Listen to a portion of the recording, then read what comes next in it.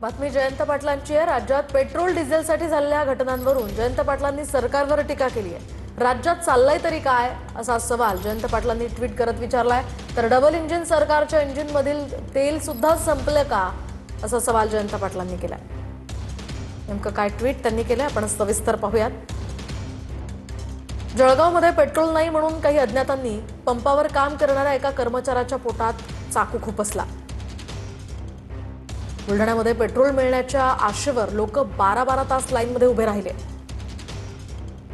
अकोल्याच्या वाशिम नाका या ठिकाणी पेट्रोल डिझेल मिळावं म्हणून हाणामारी झाली। नागपूरमध्ये बेपत्ता मुलीचा शोध घेण्यासाठी पोलिसांकडे डिझेलच नाहीये।